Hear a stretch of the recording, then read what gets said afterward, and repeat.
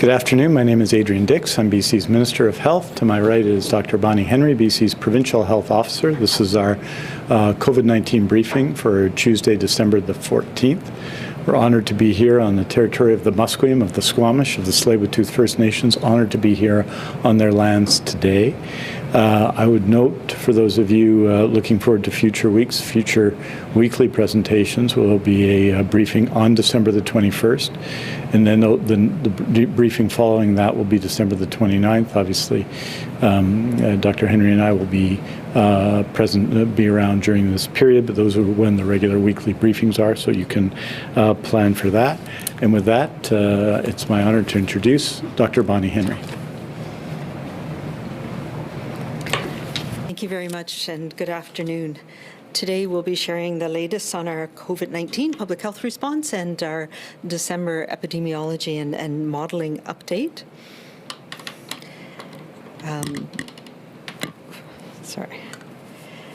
Before I share the modelling information, I did want to pause and acknowledge the fact that we have lost a record number of our community members to the toxic drug crisis here in BC in the month of October. Like those who have died as a result of COVID, these are our uncles, brothers, family members, friends, and colleagues. And we mourn with all of our families the loss of our community members. And I commit to continuing the efforts that we have been making, too slowly, unfortunately, for so many, since the toxic drug crises started a number of years ago. And back to COVID-19, we are in a place right now where there's still a degree of uncertainty, as we talked about yesterday. So it is, or last week. So it is important and timely for us to go through where we are with our pandemic here in British Columbia.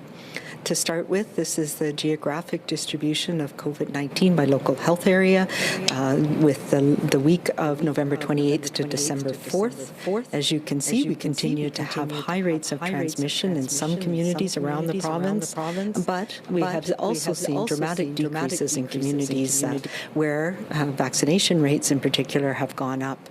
So we still have challenges in areas in the north, particularly in the Peace region.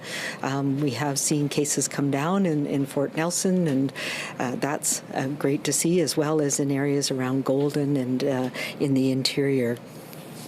This is the cumulative case rate over since the start of the pandemic, and we can see that there are no parts of the province that have escaped this virus, and that is what we are seeing now, that the virus is in our community and that we are learning the important things that we can do to protect ourselves from illness, protect ourselves from transmission, and particularly to protect ourselves and our communities from severe illness and hospitalization. And one of the most important tool that we have now, and if we reflect on it, it's been a year since our very first vaccination clinic, which was on December 15th last year. And in that year, we've immunized close to 9 million doses of vaccine have been delivered across the province. We see now that across the province, our rates of first dose of COVID vaccine are above 70% and actually closer to 80% across the province now for the first time. So that's great news. And where we see the little triangles indicates where we're seeing the most increase in first doses. And that is great to see, is in places in the Peace River, in Fort Nelson, in the Caribbean-Chilcotin areas, and Quesnel, important gains that we have made in protection in those communities. If we look at second dose, again, it reflects that we now are above 60% and close to 70% across the entire province, and increases in those areas that have been dramatically affected in the most recent months. And we see the protection that we get from vaccination. And now we know that we need to focus as well, after 6 months, on enhancing that protection through the booster dose program. And I'll talk more about that. But we see here that we see direct correlations with the rate of vaccination in communities and the rate of transmission of COVID-19. This is our epidemic curve from January of this year. And we can see that in August, September, we really saw that surge in cases, primarily in interior health. We've seen that come down now, leveling off a little bit in the last week or so. And we have seen a dramatic decrease in northern health finally in this last few weeks. Where we've seen an increase that is concerning, of course, is on island health that has had very low rates for for most of the pandemic. And there's a couple of reasons for that in island health. And we're also seeing a leveling and a slight increase in Vancouver coastal health. So this is our epidemic curve broken down by cases on the top.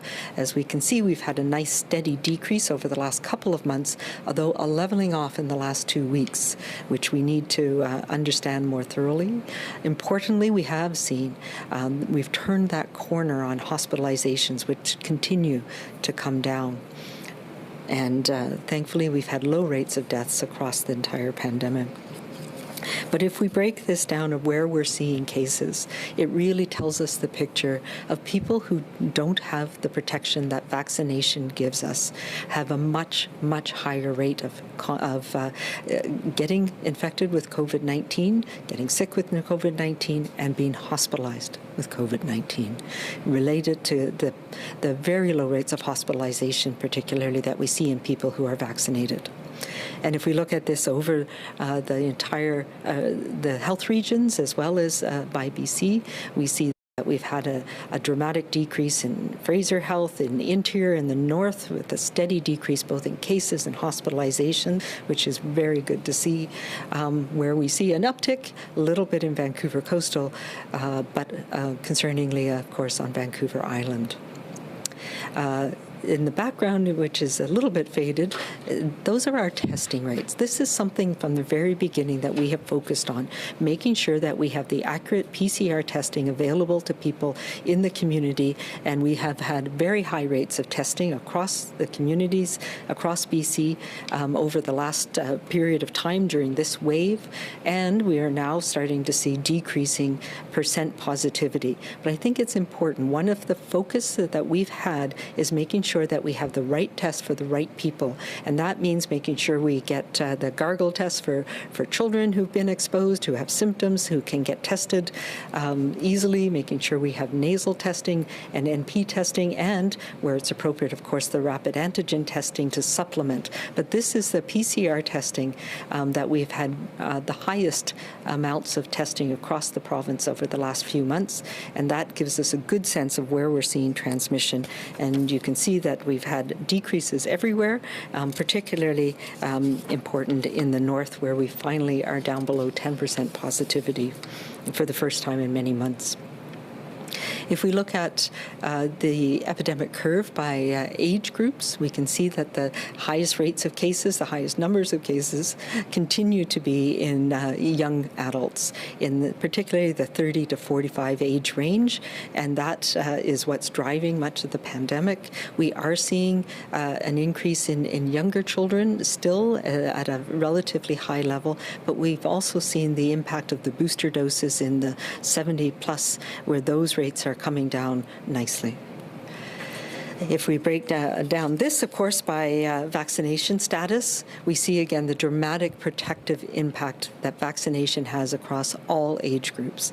And this is a year into this, knowing how important it is to get that primary series of vaccine, and now, of course, the booster doses driving down risk in older age groups. If we see the 60 to 79 coming down in the last few weeks, and where we still see a leveling off of transmission and some spread in communities is in younger children who are not yet vaccinated, particularly that 9 to 11 age group. So that's where we need to focus and make sure that we protect our children and stop transmission.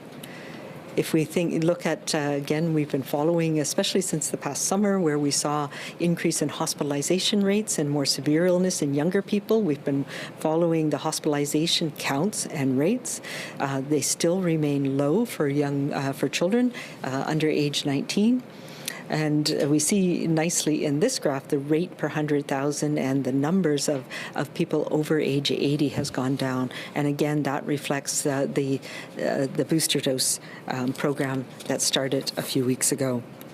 If we look at our vaccination in BC over time by age and dose number, the dose 3 is on there now is the darkest purple line. We can see that as of December 7th, we had been fully vaccinated, which is 2 weeks past dose 3, about 60%, and we've now, by the end of this week, we'll have up to 80% or close to 90% of people over age 70 have received their booster dose. And we're making really good progress. When we put this booster dose program out, it was for all adults. And it was using that 6-month marker as an important marker of where we were starting to see decrease in vaccine effectiveness and breakthrough infections that led to hospitalizations. And I'll show you some of those data in a minute. But it really showed us that it was older people who don't mount as strong an immune response that we were seeing breakthrough cases in. So the focus has been on making sure we're protecting those who are most vulnerable, and we've known from the beginning of this pandemic that age is the most important risk factor. So our booster program has been focused on those over age 70 who received their doses first, but we've also been making sure that we provide booster doses to healthcare workers, starting from those who received their vaccines first, the people in long-term care and assisted living and acute care, and that program is ramping up as well. And we've been providing booster doses to anybody who reaches past 6 months, people who had 2 doses of AstraZeneca, and Indigenous people who we know got early doses of vaccine in a whole of community approach, and now being able to provide both dose 1, dose 2, and booster doses for the elders and seniors, and of course the all-important dose 1 for children 5 to 11 in many communities around the province. That's been our focus in the next little while, and today we've made the announcement about working with pharmacies and onboarding pharmacies to the system so that they can provide booster doses in communities around the province, and over 500 pharmacies are part of that now, and by early January we'll have over 1,000 pharmacies to speed up and provide booster doses to people by risk as you reach that 6-month time window. So we've added a little bit more information to our donut slide, as I call it. So this is a look at the whole population in British Columbia. We have 73% of the population who's had 2 doses, and we've had another 4% who've received either a 3rd dose, but because they're immune compromised, or a 3rd dose as a booster. So with the very small percent of population that is unvaccinated, and a good proportion of those are children. It's about 9% that are not yet eligible for vaccine, and those people account for 54% of the cases that we saw in the month between November and December. But more importantly, what we're seeing is if you don't have that protection, that immune support that vaccination gives, you are much more likely to end up in hospital. And 68% of people who are hospitalized are people from that very small group who've not yet been vaccinated. And 78% of people in our ICUs and critical care are people who've not been vaccinated. If we break that down further, and this looks at the age groups, and it really shows that picture that age and not being vaccinated are what put you at risk of being hospitalized, what put you at risk of requiring ICU, intubation, critical care, and put you at risk of dying. I talked about the breakthrough cases that we had in people who have been vaccinated, and that in terms of hospitalizations, it really is people over the age of 70 particularly that were much more likely to be hospitalized, and that's one of the pieces of information that drove our early booster dose response for people who are in that age group. And we see, again, the next highest risk for hospitalization or need for critical care as people 60 to 69, and we're focusing on those people as well now. If we break it down by age, it becomes really apparent. This is hospitalization by vaccination status and age. And it is unvaccinated people as we get older who are more and more likely to end up in hospital. And this means that in many cases, people had to be flown out of their home communities. Our hospital system was stretched to care for people.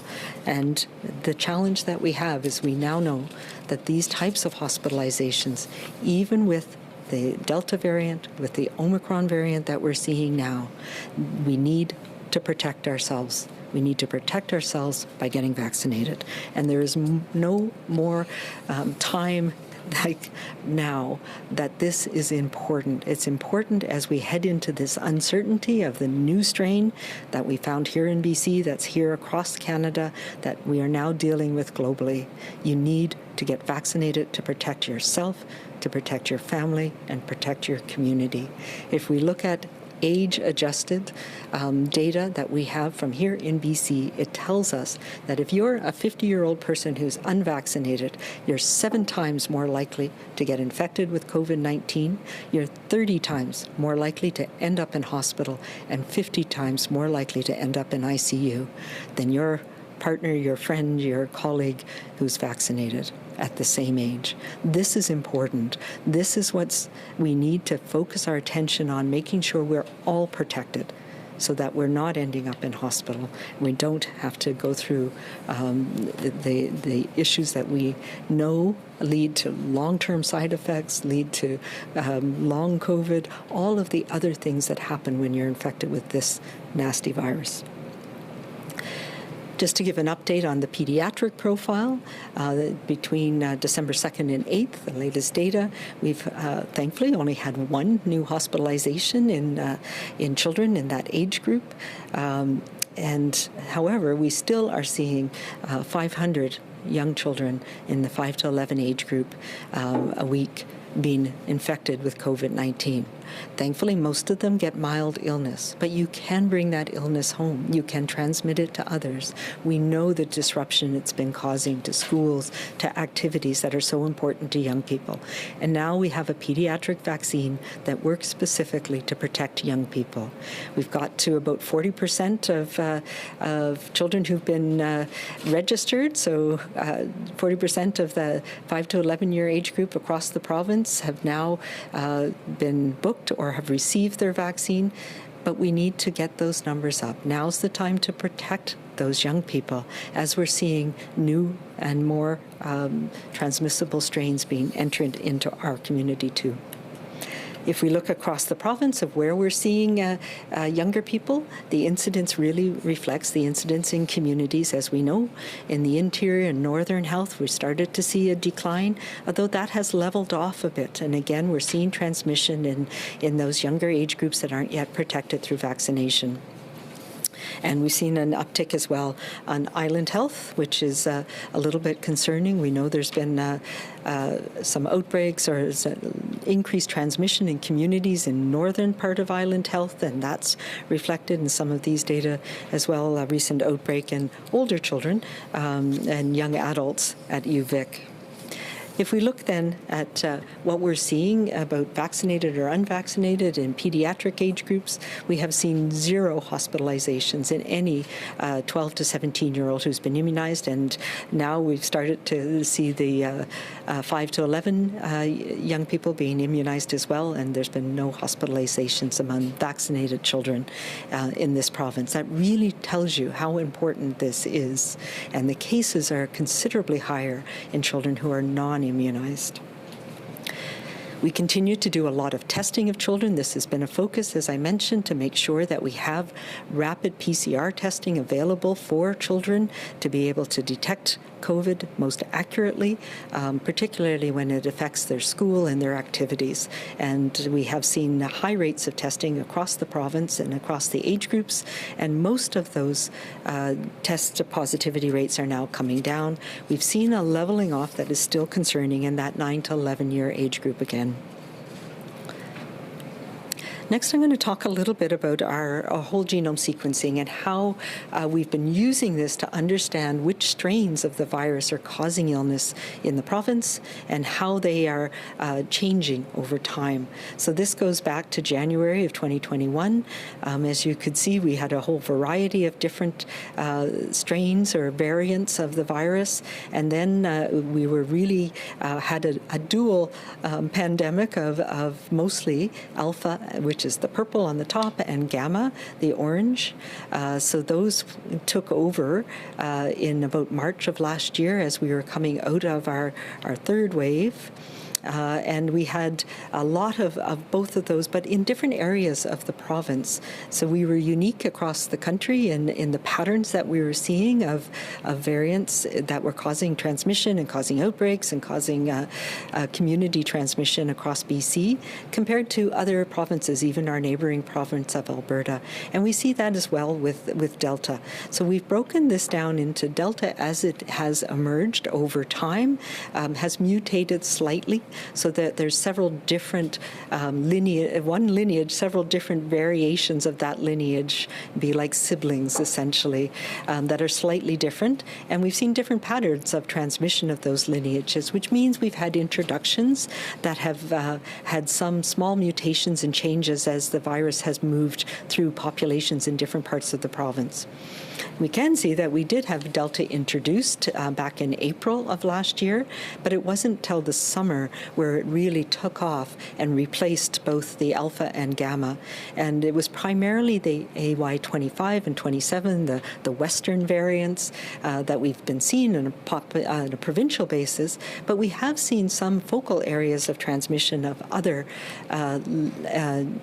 Delta lineages. And if we look at this, it just puts the to me, I think it looks like a bit of an art picture, a modern art picture. But if we look at Island Health, for example, where we've had much more of the Delta AY4, particularly in the last little while, compared to some of the other areas. And this highlights as well that in VCH we saw a lot of gamma, while in places like interior and the north, it was really alpha that was causing primarily the transmission earlier on this year. But it has been replaced by Delta, but different types, slightly different strains of the Delta in different parts of the province. And we, of course, have been using whole genome sequencing to understand transmission patterns, to understand outbreaks, to understand where introductions are coming, and, of course, right now, to help us understand where we are seeing Omicron, where it is spreading, where it's coming from, and how we can manage to try and contain it and slow it down if we can. We now have, we are sequencing again 100% of our cases unless there's an issue with one of the with the sample, so close to 100% of cases, it is still Delta that is causing the majority of our infections. We have had, as of the end of December 12th, 44 confirmed Omicron cases. Of the 5 in Island Health, 4 of those are associated with the outbreak at UVic, and it looks like that outbreak has been driven by Delta, as well as an introduction in partway through of Omicron related to a rugby tournament that has sadly spread Omicron to communities and university communities across the country. We are continuing to detect Omicron, and there will be more cases. We will be updating the numbers twice a week to make sure that people have an understanding of where they are. But I think it is important to know that we have transmission in the community now, and that we are learning more and more from the global community about what that means with Omicron, and what are the measures that we need to think about to get us through this period as we learn more about the virus. So we've had 24 cases in Fraser Health. The age range is relatively young, and that, of course, reflects people who travel for the most part. We've had no hospitalizations in the cases yet of people who have been identified with Omicron. That, again, reflects the fact that most of them have been vaccinated and that they're mostly younger. So we still can't say enough, can't say much yet, although we have been sharing, of course, information across the country, and we know that in places like Ontario and and less so, but also Quebec, Omicron is spreading rapidly, and we're getting more and more information of who's been infected.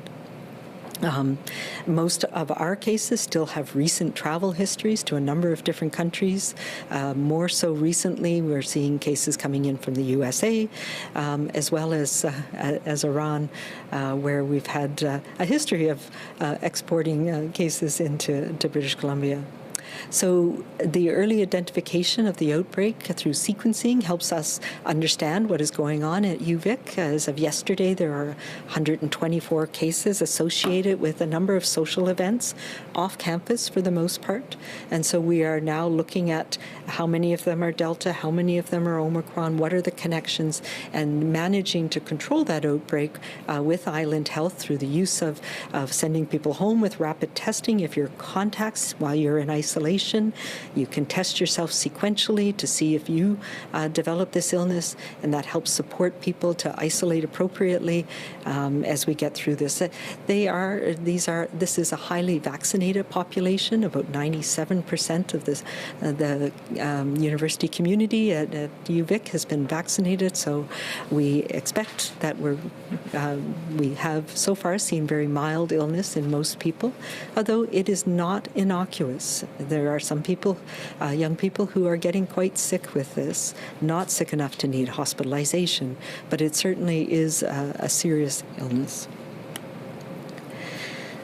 Finally, I wanted to talk a little bit about one of the other surveillance tools that we've developed and are using here in BC, and I mentioned this last week, and that's our wastewater surveillance program. So this is a really innovative program that we've been partnering with researchers at UBC and the BC CDC team.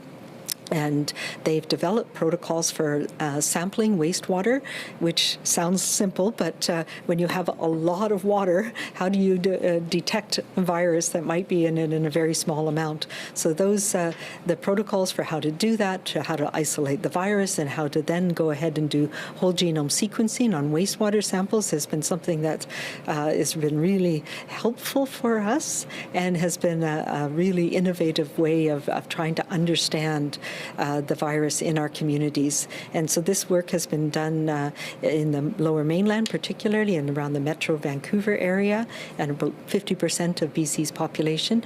And while in and of itself it doesn't tell us exactly what's happening, what it is another stream of surveillance that helps us put a bigger picture together of whether we're missing something. If we see an indication of something lighting up, as we call it, in the wastewater surveillance, we can go back and look at what's going on in that community. Is there something we're missing?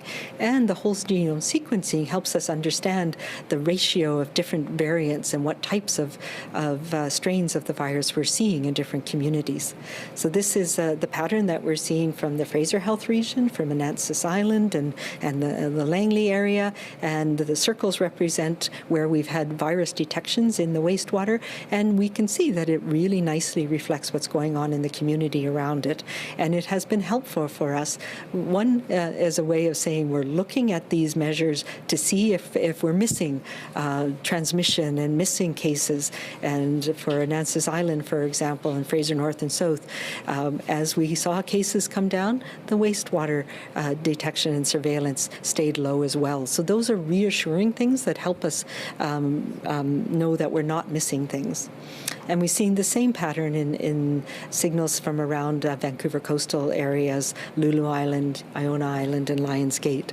So this is just one of the other tools that we've been using all along to help us understand how this virus is moving through our communities, what different strains of the virus we're seeing, and then that helps us understand what measures we need to take to try and control this and minimize the impact. So finally, the modeling. Recent trends, we've seen that we had been slightly below 1 for the last few months, which reflects the reproductive number that every case has been transmitting to less than one. Over the last week, we've seen that gradually rise in some areas, and that's something that we need to pay attention to. It tells us that we're starting to have more contacts, where infectious contacts where this virus can be transmitted. Fraser Health is still below 1, but we've seen an increase in Vancouver Coastal and Vancouver Island, I mentioned, related to some large community transmission events. We've seen interior creeping a little above 1. Where we've seen a dramatic decrease, thankfully, is in the north, where the impact of this virus has really been tremendous over the last few months. So that's something that tells us that we are on a path that has been slowly going down, but now is leveling off and can become worrisome. So the modeling that we've put together is some potential scenarios with a lot of uncertainty.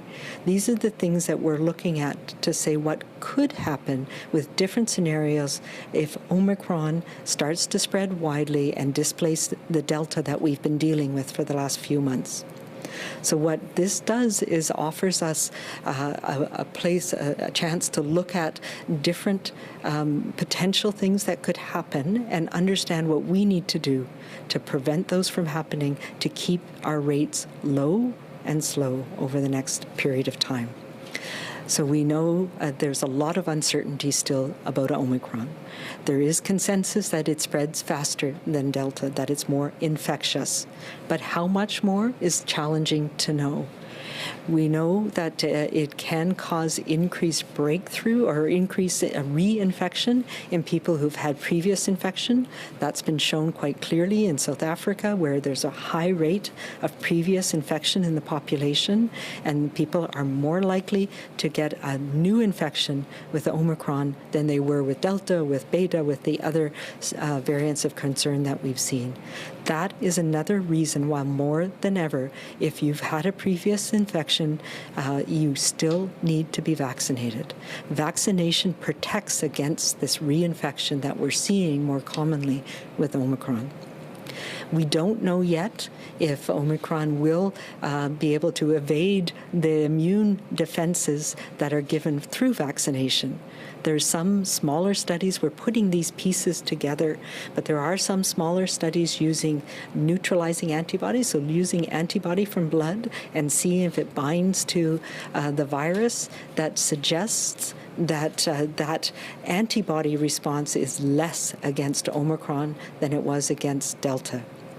What that doesn't tell us, though, is the second part of the immune system, whether our cell-mediated immunity still has a strong response against Omicron.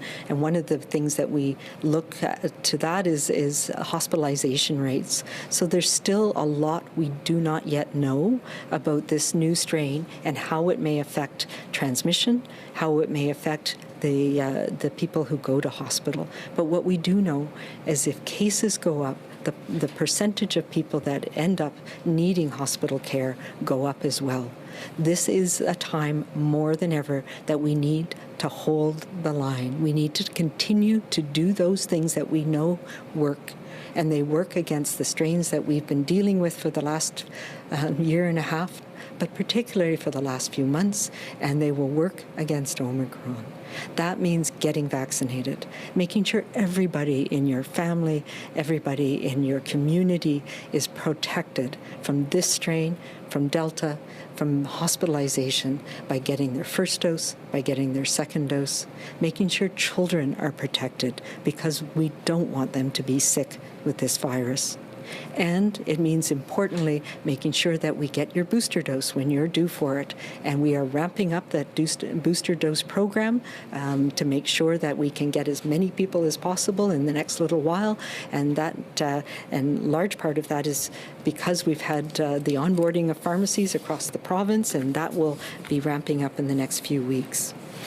We've also been expanding our all-of-community approach to make sure that First Nations communities, Indigenous people across the province are protected through vaccination.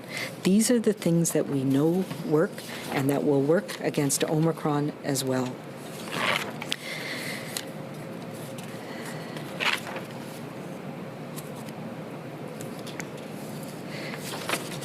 The other things that we have here in place in BC that are really important, that are supporting us being able to manage and live and have the things that we need in our lives are the mask mandates. And we expanded the scope to make sure that masking was an important part of faith services, all of the indoor settings where this virus can be transmitted. And we know it is transmitted easily, more easily, indoors where there's poor ventilation, where people are crowded together. Wearing masks makes a difference. Now's the time, making sure you wear a good quality mask, that it covers your mouth and nose, and that you are protecting people by wearing your mask, and they protect you by wearing theirs. We also have our BC vaccine card in place, and that is a program that helps us mitigate the risk in some of those settings where we can come together knowing that everybody in that setting is vaccinated. It does not eliminate the risk, and we have seen that.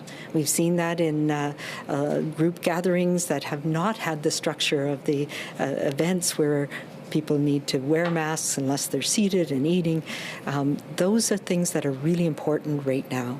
We should not be having large parties where we're coming together indoors, particularly with people we don't know, where we don't know their vaccination status. That's where this virus is taking hold and spreading rapidly, and we know that that's going to be even more of a risk with Omicron. As we go into this holiday period, I'm asking people to rethink those situations, rethink those parties where you want to be together with groups of people that you may not know. That is a risky thing right now, and we need people to step back, to focus on having those groups with the people who are your close friends, your close family, in a way that protects them. And that means if you're going to have people over to your house, have vaccinated people over to your house, particularly if you have elders, if you have people in your house who are immune compromised. These are important things for us to get through this holiday season.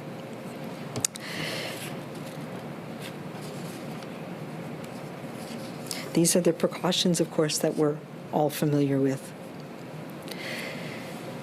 We have a common foe, as we have across the country. We know that.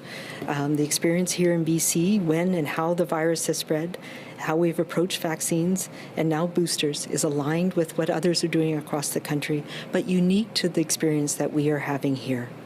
Our pandemic response is tailored to our pandemic in BC. But we must remember that we can and must all influence how this pandemic progresses in our families, in our communities, today and tomorrow. That's ensuring everyone in your family has their vaccines, whether they are 5 or 75.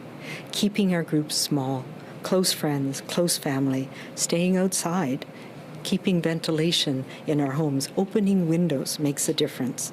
We want to ensure that this time of the year is a joyous time of the year. We want to remember to do those things that are so important to get us through this new uncertain time. So that means going out for a walk with somebody, remembering to find that joy every day in our lives. Take the precautions that we're all familiar with and that we know work, and support each other to do that, as we have been all along, with kindness and compassion. Thank you.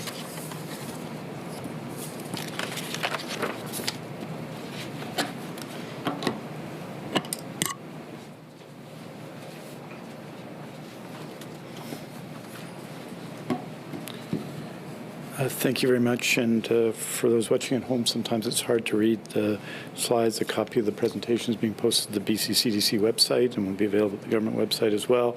And I encourage people to go through in detail where we are in the pandemic today, and to follow the presentation with a more detailed review of the slides involved.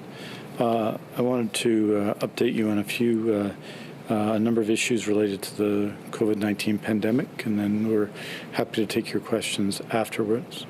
Firstly, our vaccination campaign and program in BC is going exceptionally well, and that's to the credit of the people of BC, of our incredible immunization teams across the province who are doing an excellent job. And today, this morning, here in Vancouver. Dr. Henry and I visited a pharmacy that's part of the significant increase in capacity of the system to provide booster or third doses to people in BC. Pharmacies are on board. They've on board for a little while. It'll be up to past 500 at the end of this week involved, fully integrated into the system. So you book your appointment at a pharmacy the same way you would at a health authority operated clinic, and more than 1,000 pharmacies in January. This greatly increases our capacity for third doses and indeed for first and second doses of mRNA vaccines. To date, 4,316,478 first doses have been administered in BC, 4,105,425 second doses, and now 610,264 third doses, which is ahead of the schedule that we presented. There is sometimes discussion of when we present something against other jurisdictions. A note that we laid out our plan in detail 7 weeks ago. We're ahead on that plan. The numbers that we presented in terms of our expected vaccinations between 7 weeks ago and the end of the year, we are expecting to do 35% better than that, and that's a reflection of the work of our teams, of course, and the reflection of the work of community pharmacies. I note that about 60% of people over 70 have already been immunized against COVID-19. I want to also note that in long-term care, we've gone, as you know, from the beginning of November to more than 20 outbreaks in long-term care, assisted living, and independent living, to one outbreak in long-term care at Ponderosa and Kamloops, and one outbreak in assisted living at Laurier in Prince George in the entire province of British Columbia. This reflects, I think, the effectiveness of the vaccine mandate, and I'm going to get to the numbers of healthcare workers who have been vaccinated in a moment, but that number is 99% across the province and no less than 98% in any health authority in BC. And those measures have had a significant effect. And obviously, for everyone involved, either as a family member, as a resident in long-term care, or works in long-term care, having booster doses for residents and healthcare workers in long-term care, and in the tens of thousands now of healthcare workers in long-term care have received their booster doses as well, and for family members and visitors, it is an important and successful effort to date.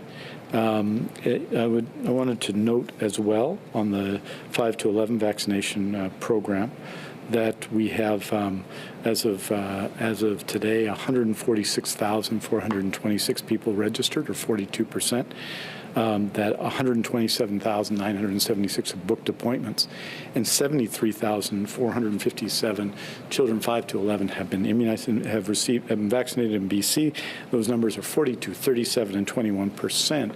And what that tells us is that we are quickly, of course, going to catch up to the number of people registered, because we're vaccinating at a high rate. And so what we want to encourage everyone to do today whose child is not registered with Immunization BC is to get registered and book your appointment. That this is an important way that you can protect your children and your family against COVID-19. And the program, as we say, across the country, in the hundreds of thousands, across the world, in the millions, have used a vaccine designed for children 5 to 11. And that program is going very well, but we need you to get registered. That's 1-833-838-2323 if you want to phone, but the best way is to go online through our Get Vaccinated website. And I just wanted to note finally that that with respect to the campaign, we're expecting, as I say, to from the time of our announcement of the campaign, the end of October, to now, to do almost 1.2 million doses, which is an increase of 35%, and we're moving along very effectively and well with that campaign. And again, I want to express our appreciation to pharmacists across BC for that. I want to briefly comment on actions being taken with respect to suspicious vaccine records. Throughout the week of December 14th, letters will be mailed to approximately 1,715 people who have tried to submit vaccine records into the BC Provincial Immunization Registry without successful uploads. Letters will be personally addressed, and will encourage them to get vaccinated at the earliest opportunity. Records entered into the registry are reviewed under strict processes to prevent fraud and to ensure people who are entered into the provincial system have, in fact, been vaccinated. Records that are submitted and are suspected to be fraudulent are reported to law enforcement. In addition, there are a small number of records that are not able to be entered due to a variety of issues and/or errors. The Provincial Health Services Authority will continue to work with the small number of British Columbians that have been vaccinated and are experiencing difficulty having their record entered into the registry. Currently, as you all know, people are required to be fully vaccinated with a complete series of Health Canada-approved vaccines to receive a BC vaccine card or federal proof of vaccination. I wanted to further just go on to a couple of regular updates. The first is around surgeries and around acute care capacity. On acute care capacity, as you know, we have 9,229 base acute care beds in BC, 2,353 surge beds for a total of 11,582. Well, the number of active cases of COVID-19 has been declining in our hospital in recent weeks. We do have significant number of people in hospital, as we typically do this time of year. That number is 9,335, just above our base bed capacity, and of course, well below our surge bed capacity, but very significant. As you also know, we have 510 critical care beds in BC and 218 surge beds. As of today, there are 465 of those beds are full, so below our base bed capacity, but our hospitals and our healthcare workers are working full on. Regarding patient transfers, that number of patient transfers from the north has slowed as rates of transmission and case counts have slowed in the north. Regarding patient transfers, 153 total critical care patients have been transferred by air out of Northern Health to hospitals in other regions of the province, and 118 of those are confirmed with COVID-19. I want to just briefly update with respect to the issue of rapid testing, and just say that regarding rapid tests, for personal use tests, we need the at-home tests to be delivered by the federal government, and we've talked about this for a while, and they are working hard to get us those tests. We spoke about those as early as November. We are expecting a supply of these at-home tests to arrive from the federal government in mid to late January. Then we'll be taking immediate action. Those will be provided, and a plan will be laid out for the use of those tests. In the meantime, we have ample supply and ongoing supply of rapid tests, which we're getting from the federal government, to expand the use of them across our system. I just note, so that people know, 35,000 rapid tests are used every week in BC, and I believe the overall total tests that have been used in BC is 534,333. We'll continue to expand the use of rapid tests where appropriate, particularly in rural, remote areas, in Indigenous communities, and in businesses with congregate living, and in other circumstances such as the outbreak in UVic. Rapid tests play a crucial role in our infection control initiatives, our transmission control initiatives against COVID-19, and they will continue to do so.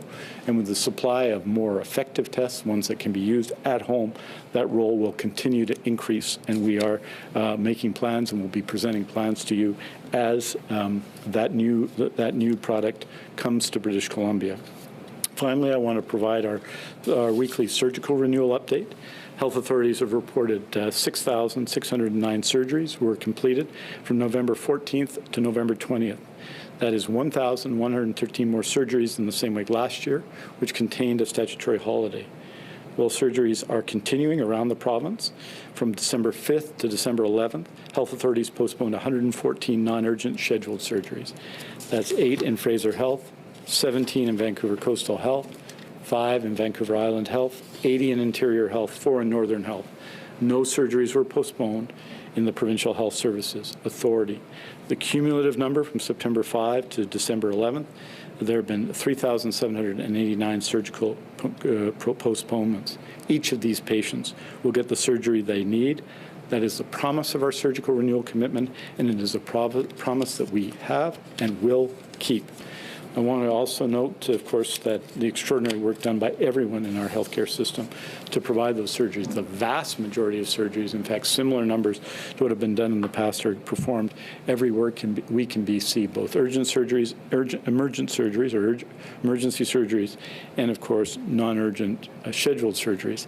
Every one of those surgeries is important to us, and it is remarkable the extent to which, in the midst of 2 public health emergencies, that our healthcare system is responding to the ongoing need for surgery every day, every kind, in every hospital around BC. 18 months ago, in a briefing just like this, probably just here, we asked about our own experience with COVID-19. Do we fight or give up? Our answer was clear. In BC, we're fighters. We followed public health orders. We adhered to public health guidance.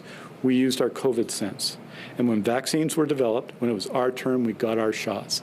More so than I think almost any other jurisdiction in the world, both here in Canada and here in British Columbia. And then we started with boosters, more than 600,000 of them since we started. We're making sure our children age 5 to 11 are protected by getting them the vaccines. Global surges of COVID visited upon us locally have always provoked the same response from British Columbians and from all of us. We do not give up. Not in the face of the earlier variants of concerns, not in the face of the Delta variant of concern, not in the face of the Omicron variant of concern, not in the face of any variant of concern, and there will be more. Because our BC pandemic is about moments and the difference we make in each of them. And that is the task that is before us now, one that we have proven time and time again that we are up to. In British Columbians, as British Columbians, we do not give up.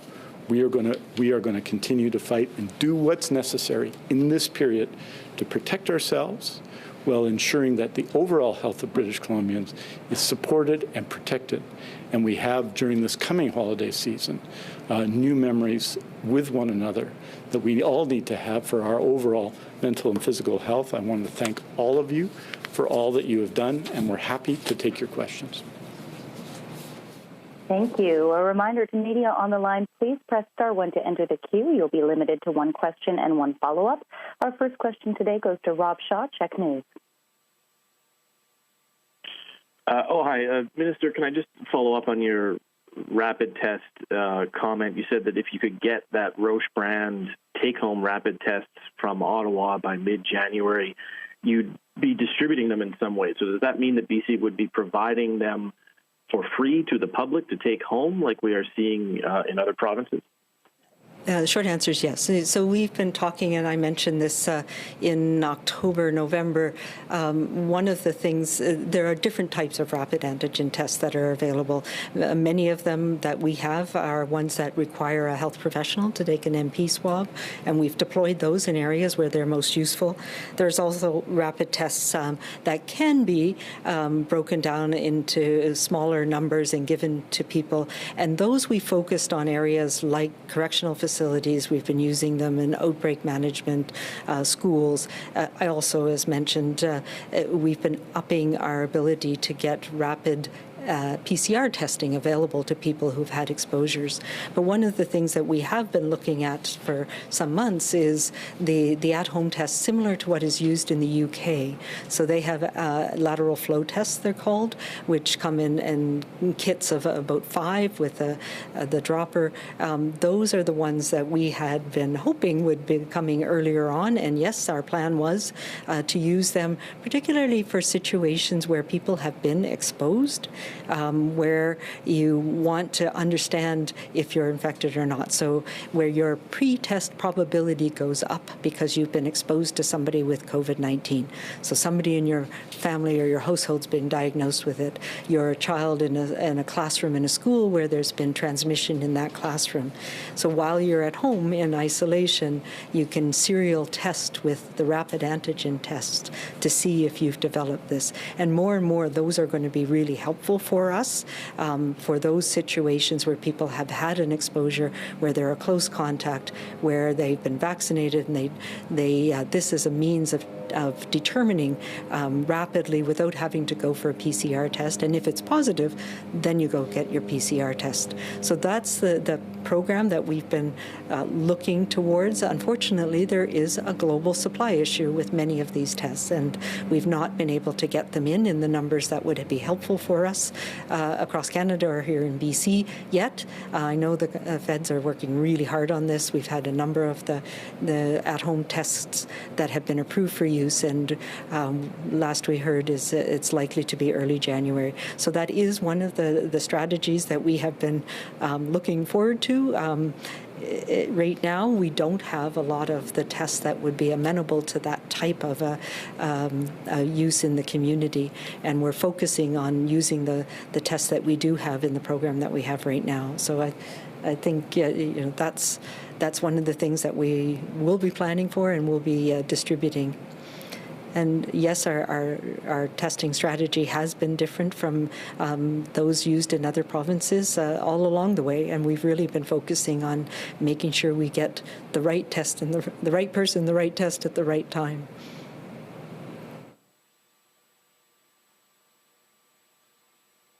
Rob, do you have a follow-up?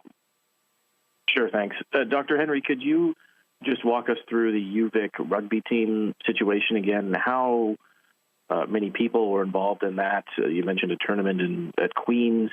How widespread was that tournament, and what did it mean for the UVic outbreak? Could you walk us through that again? Sure. So the last update I got, which was late yesterday, there's about 124 people involved with the outbreak at UVic. It involved several large social gatherings off campus, but has many of the young people involved lived in campus housing. So the whole university community has been affected by this and is responding, and I think they're doing a great job. I want to put kudos out to UVic and to Island Health in managing this. Young people have been supported to isolate at home, whether they are infected or contacts of cases. The age range is from 17 to about 24, so it is mostly younger people and very highly vaccinated population. So that means that we're not seeing severe illness. People are recovering, but it is still a challenge. So we're using rapid testing to support that.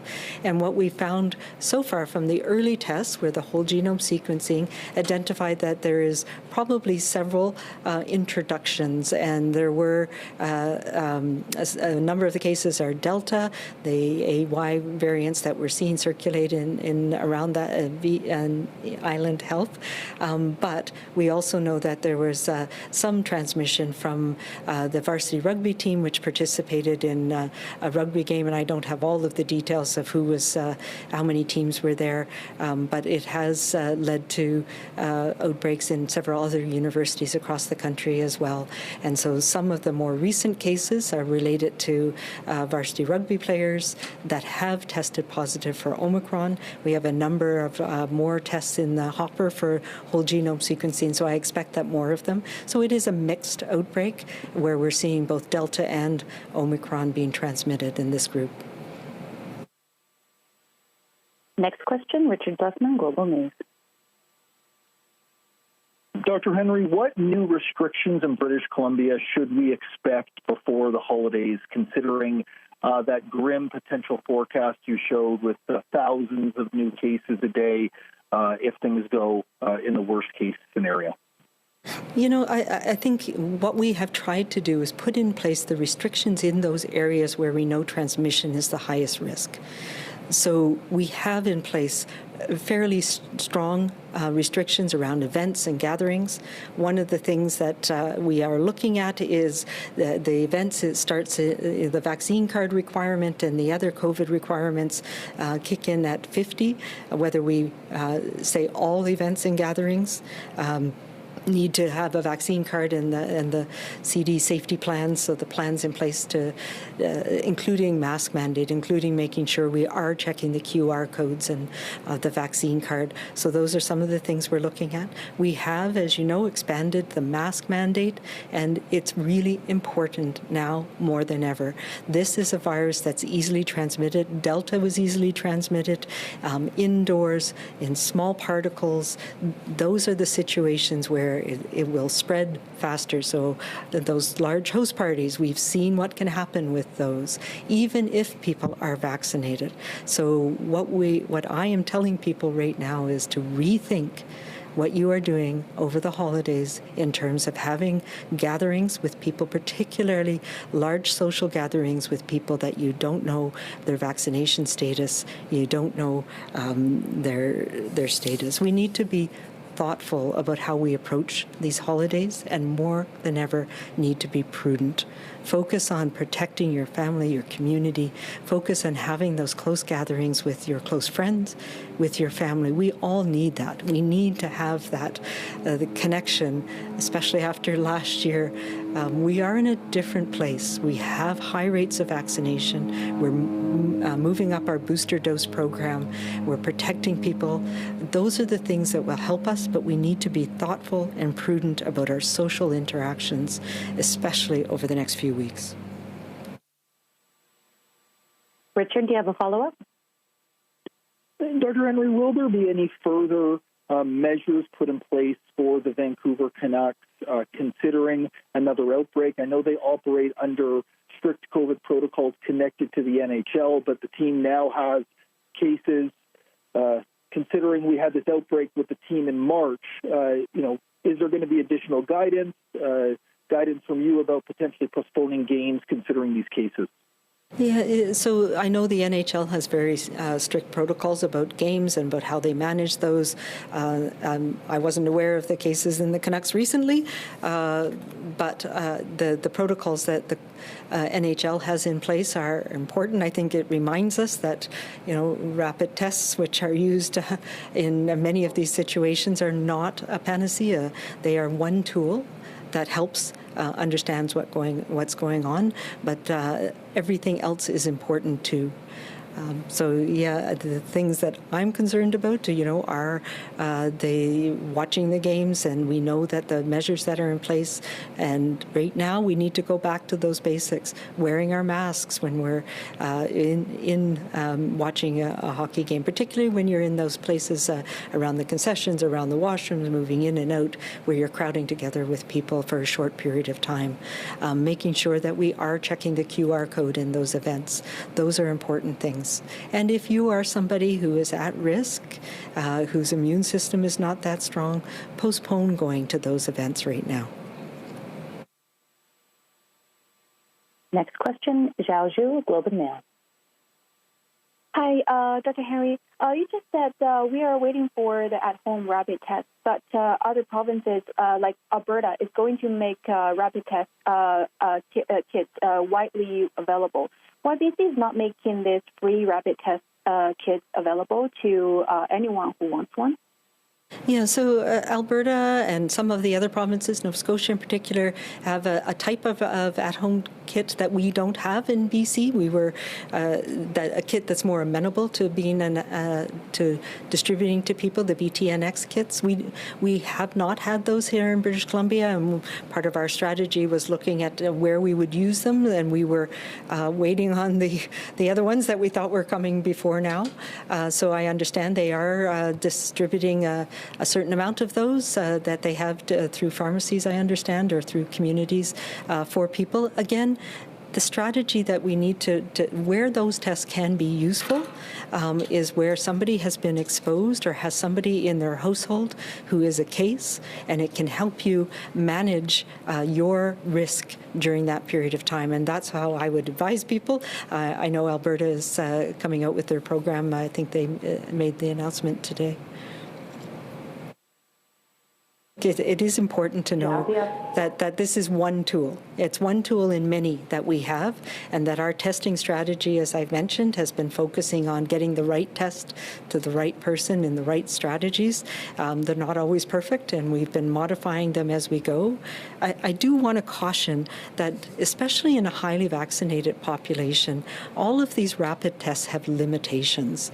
When you are vaccinated, and we've seen this in UVic, for example, you can have a low level of infection and you're not shedding a lot of virus, and doing a single rapid test so that you feel that you can safely go to a party or something like that. These tests are not designed for that, and they don't pick up low levels of virus, even though you may be infectious in certain situations, that you may still be able to transmit the virus.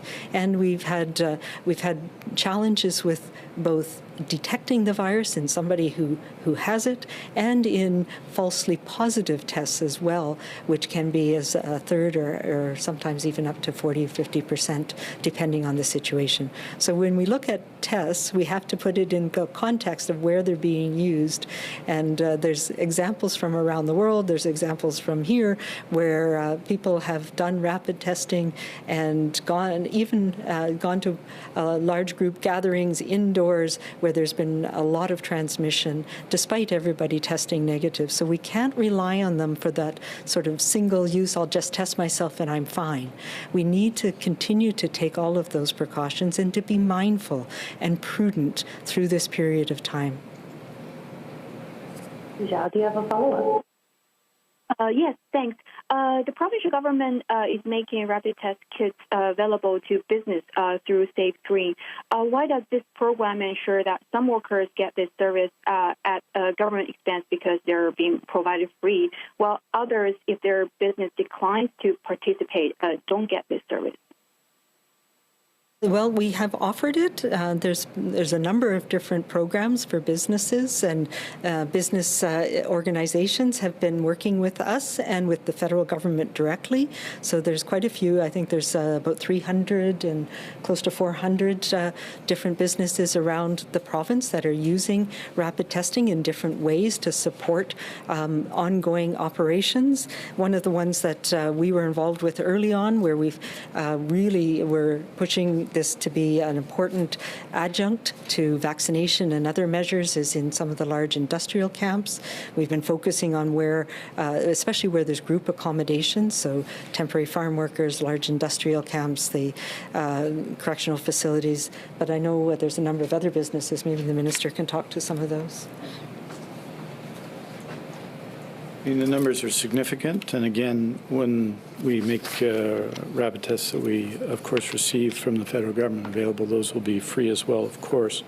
The about 377 organizations have been provided access to test kits for screening across BC, and a significant number of them, 141 with the Government of Canada, the remainder with the Provincial Health Service Authority in the province of BC.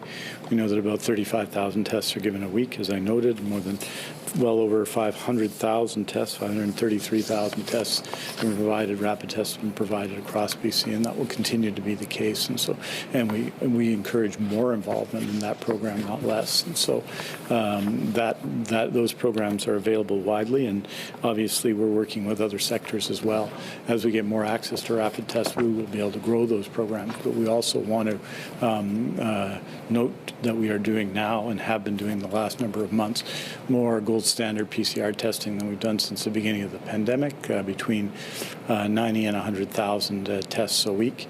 And those are the tests from which we generate, and those are the tests that are required to support rapid testing as well where it occurs, should there be positive tests. And those tests are being done at a very significant rate in the province of BC, and those tests are where we get our regular numbers and our main understanding of the COVID-19 pandemic in BC. Next question, Vinder Sajan, CTV. Hi there. Dr. Henry, I'm wondering, when do you expect Omicron to be the dominant strain in British Columbia? And just picking up on what Richard asked with regards to restrictions, given the cluster on Vancouver Island with UVic, is that something that you're considering, some restrictions for that area? We know a lot of students would be going home for the holidays. So is some sort of like travel restriction on the table for Vancouver Island or between Vancouver Island and other places? I'll answer the second one first, just that, we don't have travel restrictions anywhere but it is a warning to people, of course. We take the risk from where we come and we bring the risk home from where we've been. So if we look across the country, we look across the globe, we are seeing this surges in cases of COVID-19, some of it driven by Omicron, much of it driven still by Delta. We're seeing it in Ontario, we're seeing it in Quebec, we're seeing it in France, Germany, in the UK. So people need to be aware of that. The protections that we have work when we use them, and that includes masking, it includes testing, it includes vaccination. Those are the key things. And yes, there have been measures taken by Island Health in and around the outbreak. We believe that it's contained in UVic, and so things like the exams are gone to online, and the social events and a number of things have been cancelled over the last little while to manage that outbreak. But what we're doing, and what we have been doing all along, is taking that focused approach and trying to manage these outbreaks as they arise, these clusters in cases, whether it's a school, whether it's in a business, whether it's this larger one on Vancouver Island. So I think we need to recognize that this virus is with us and it spreads, and we cannot stop all of it spreading. But what we can do is take those measures that make a difference in keeping us out of hospital, that prevent us from transmitting it to people who may have more severe illness and end up in hospital. And I'm sorry, I've forgotten, Vinder, your first part of your question. Do you expect Omicron to be the dominant strain? It's too soon to say. If you look at the modern art picture of our whole genome sequencing, we had a rise of gamma and alpha at the same time. And there was a little bit of delta that was in there for quite a long time. Then delta really took off as we controlled those other two. So it's hard to know. Right now, we have very limited community transmission with Omicron here in BC. There's a lot more in Ontario that they're finding as they're doing that backward tracing and whole genome sequencing. But we also know it's more transmissible. So it's a bit too early for us to say a timeline of what might happen here in BC. We are continuing to do our case and contact management very actively across the province. That's one of the things that we hope will slow this down until we understand more about the virus, more about what are the important measures to control it, and of course to get more booster doses in people. Vinder, do you have a follow-up? I do. So just back to the rapid test, because I know there's a lot of confusion because federal documents show that we still have around 2 million rapid tests on hand. So how many of those can be taken at home, and why not offer the ones that Alberta is offering? Yeah, so we don't have the ones that Alberta is offering. So that's there. They had a certain amount of a different type of tests that we don't have. About 1.3 million, 1.4 million of the tests that we have, so the federal government puts it in a big bucket, are ones that require a healthcare provider to administer. So they are ones that have a little test box, and it's a nasopharyngeal swab, and you do the swab, you do the test, it has the machine that does the test. So the machine is the limiting factor. You can't send that home. So those are the types of tests, the rapid antigen tests that we're using in the correctional facilities, in places where the test machine stays there and the test is done as people come in. We're using them in some of the long-term care homes, in some businesses. So those ones are not amenable to going home. So most of our tests, I think it's 1.2 8 million of those are those ones that require the machine or require a healthcare provider. So the number that we have is about 700 and some thousand that could be broken down from the kits that they arrive in, which comes in boxes of 25 or 35 with a single bottle of the diluent.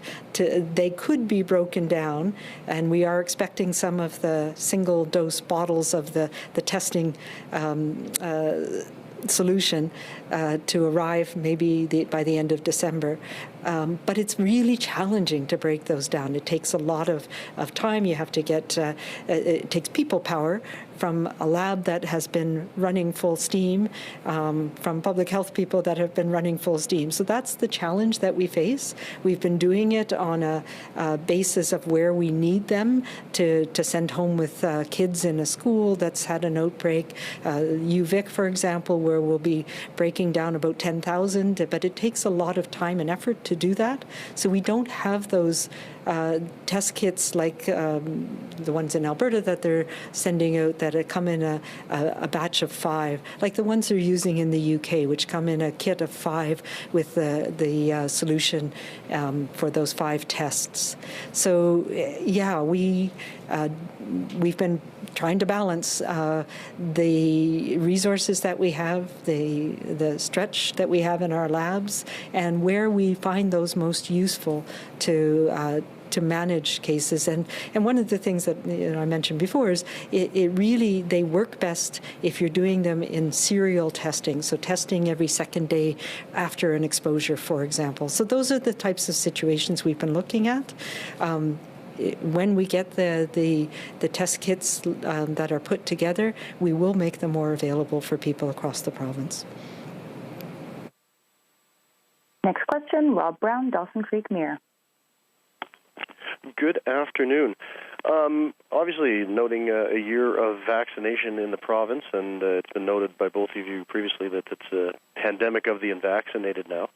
Wondering if the province is looking at, obviously having a list of those who are vaccinated and children that are getting vaccinated now, if there was a potential of the province comparing this list of the vaccinated with the BC Health numbers, and then that would allow the province to leave no British Columbian behind as far as vaccination and potentially being vaccinated. Is that something the province is looking at? I'm not sure I understand the question.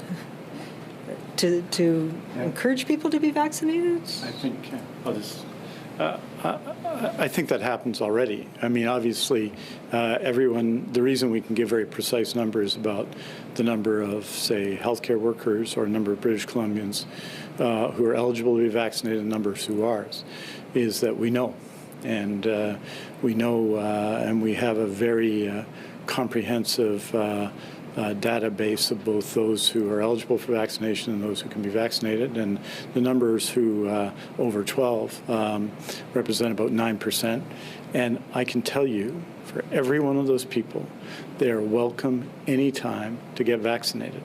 And that group of people represents, of course, that small group of people represents the vast majority of critical care cases we have in the province, because the Delta variant has been particularly hard on unvaccinated people. So everyone's eligible for vaccination. Certainly first and second dose have been widely available, and everyone has been offered it at the latest by July. And we're working hard to convince the small number of remaining people to be vaccinated, and working hard in new groups of people, like children 5 to 11, to get them vaccinated as well. But the numbers are impressive. We have them all. We have we know by, and we provide by local health area, by community health service area. Dr. Henry did today the detailed information on who's vaccinated and who's not. And everybody's welcome, whether they're residents of BC or not, whatever their circumstance. If they're in BC, they're welcome to get vaccinated. You have a follow-up, Rob? You can walk into a pharmacy in many parts of the province, and I know for many people it's still that making it convenient for people. So walk into a pharmacy and get your dose 1. Go ahead with your follow-up, Rob. different topic somewhat. I think it was touched upon by some of my colleagues, both in the presser today and then in the tech brief previously. But this comes from our Warriors of Freedom. They were sending me some questions this week, and they want me to ask you if the province this week or before Christmas is going to be implementing a health pass or a passport system as it relates to walking into grocery stores in British Columbia. No, our BC vaccine program was thoughtful, and we put a lot of thought and time and effort into what was included in the BC vaccine program. So what is included in the BC vaccine program are businesses like restaurants, where having vaccinated customers is another measure that allows us to keep those businesses open and functioning. It means being able to go to theatre, being able to go to arts programs, being able to go to see the Canucks, being able to go to see the hockey game in Kelowna and in Kamloops and in Chilliwack. And it is designed for those things where there are alternatives for people. So you can do takeaway, you can watch it on TV, you can watch a music program, whatever.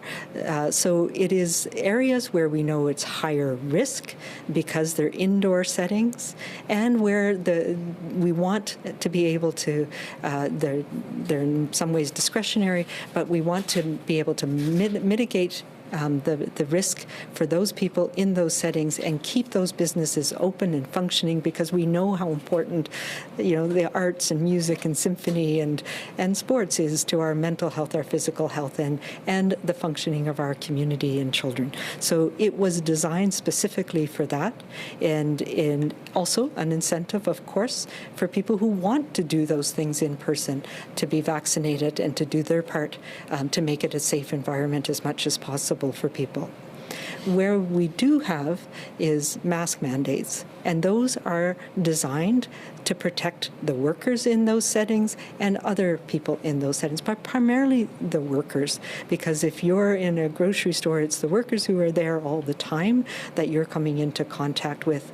So keeping your distance from people, we've learned to be respectful in retail environments. And I just want to say a thing about this. No, we're not going to make it part of the BC vaccine program, but it is a requirement to wear masks in those indoor settings, retail settings, malls, and grocery stores, for example. And I know there's been some concerns that people are saying, oh, I have an exemption so I can just walk in freely. That's not the case. There are alternatives that we can accommodate people who have a reason why they can't wear masks, and that doesn't mean that you're able to just walk in and do whatever you want. It means that you can do online ordering of your groceries. You can have curbside pickup. You can have somebody, and I know many retail outlets are doing this, where people will get what you need and provide it to you, either curbside or drive-in. So there are alternatives for people who feel strongly about not wearing masks, and it doesn't mean you have to be antagonistic and put people at risk. And that's really important right now. When we're in indoor settings right now, it's really important that we take those respectful measures that protect others and protect ourselves. We have time for one more question. We'll go to Belle Curie, CBC. Hi there, and if we could have the answers in English and French, please. Dr. Henry, so will BC make booster doses available now for everyone, since it appears that 2 doses of the vaccine don't offer enough protection against Omicron? And if that happens, to give enough vaccine, enough system capacity to do 2 doses for children and booster doses for everyone else at the same time? So our booster dose program is a booster dose for everybody over age 18. That's what it's been from the very beginning. And the logistics of how we're doing that is exactly what we're talking about. How many people are due at 6 months? And, NACI has reaffirmed that that's still important. And that's important because it gives us that longer lasting protection, not just for this variant, but for the next variant, for next winter as well. So 6 months is the interval that we're working towards, and every adult over age 18 is eligible eligible, and that's why we're bringing on pharmacies. That's why we have ramped up our provision. We've been focusing on those most at risk first, as we did with our initial primary series, and that also corresponds with the people who are furthest from their dose 2. So every adult in BC is eligible for a booster dose at 6 months from dose 2, and that is how we're going to be rolling things out and what we've been doing already, and what will happen. They can't all get their booster dose.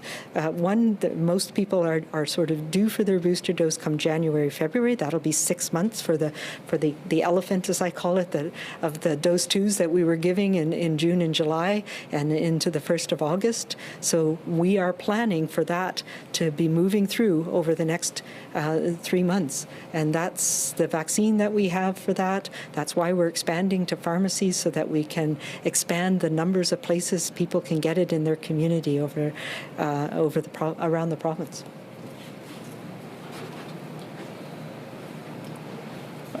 And just briefly to reiterate, we absolutely encourage all parents of children 5 to 11 to register their children.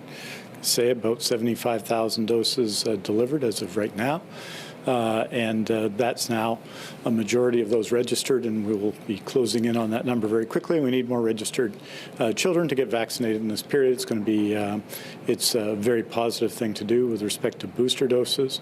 As noted, we announced our program 7 weeks ago that everyone's going to get their booster dose in BC, and that we focus in the areas we focused on are the areas we focused on at the beginning of the pandemic for first doses and second doses, which are long-term care and healthcare workers and Indigenous communities and our elders and people who are clinically vulnerable, and that'll continue to be the case. And we announced a program towards the end of October, and in the first month and a half of that program, we're going to deliver 35% more doses than we thought we were, which is a real success for everyone involved in the program. So we're increasing the capacity to meet the demand that's coming with people requiring a booster dose after their first and second doses. Je dirais en français que les doses, les troisième doses pour des gens vont être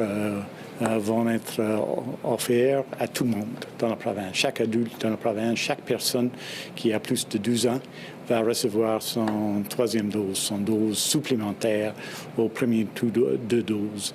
Et ça va se dérouler dans les mois à venir. Et nous sommes maintenant avant l'horaire qu'on a désigné au commencement du programme. C'est une réussite de nos gens qui travaillent dans notre programme de vaccination et pour les gens de la Colombie-Britannique. Et j'encourage tout le monde qui n'a pas vacciné jusqu'à maintenant de nous rejoindre aussi. On a vu dans la présentation de Dr. Henry qu'on a 33 il est 32 fois plus probable qu'on est à l'hôpital à cause de COVID-19 si on n'est pas vacciné, 32 fois. Et il faut quand même, on peut changer cela, et on peut changer cela en étant vacciné aussitôt que possible. Al, do you have a follow-up? Yes, please. Also in English and French. A woman in her 40s is telling us that she nearly died from several blood clots soon after her AstraZeneca shot back in April. Her hematologist has said she needs an exemption, despite the exemption form saying that those people with this vaccine-induced condition don't need one. She's received a note from the Deputy Provincial Health Officer saying work is being done on potential exemptions in the future, but none have been issued so far. So where are you with that, and when can we expect to hear more about this? Would someone in this case be considered for an exemption? Yeah, so what we have been focusing on is people who, the healthcare worker program and people who have a medical reason why they can't get mostly a second dose, very similar to the condition that this person has had experienced. And yes, we are working through that process. We initially said that we would have no exemptions to the vaccine card program, and I guess that's what you're looking for. She wants to be able to have a vaccine card to be able to attend events, for example. And we have started a process for that as well. As you can imagine, it's a complicated thing, and it's challenging for us. So because the vaccine card is a time-limited intervention program, though we are reassessing it in January, as you know, however, I do expect that it's going to be in place longer than January. So we have started a process to be able to get people a valid BC vaccine card for the BC vaccine program with a medical exemption. But it is a slow process, and I know my office has been in contact with a few people who are in a similar situation, and if she received a letter, then she's one of them, and yes, that process is underway. I will say that we do not have control over the federal vaccine process. So that is a different process, and I don't know what the process is, for example, for travel, for verification for travel. Yeah.